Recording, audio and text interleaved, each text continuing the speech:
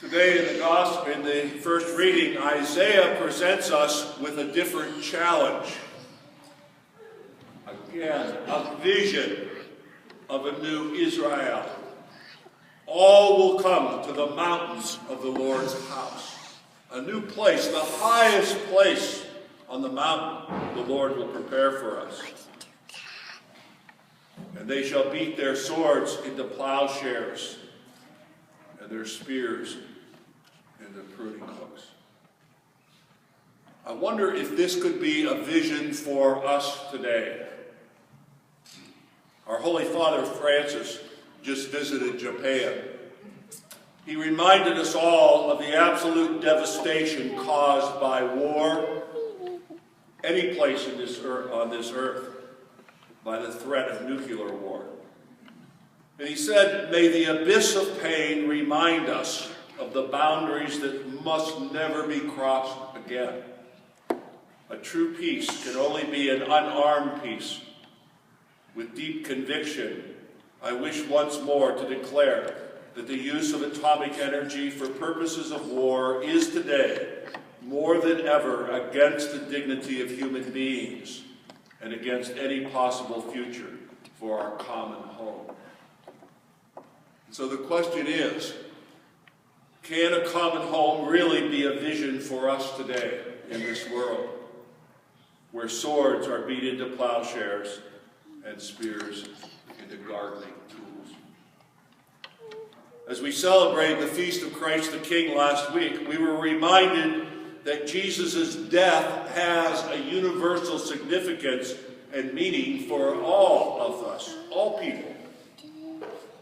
And today, Jesus speaks to us and reminds us, no matter what we are doing, whether we're working or partying, eating or drinking, marrying, working in the field, or in the kitchen cooking, that we are called to that new vision. That the mountain of the Lord's house is God's dwelling place here on this earth. And St. Paul tells us that this new world that Jesus speaks about is not about when, not about what, but about how. How we should live, how we should throw off the works of darkness, and all those things that take away from our humanity in this world, and put on the armor of light. And so Advent 2019 is about our responsibility in caring for all of humanity. Each and every one of us have a responsibility. Advent 2019 is about this peace of God. It's about this day of the Lord.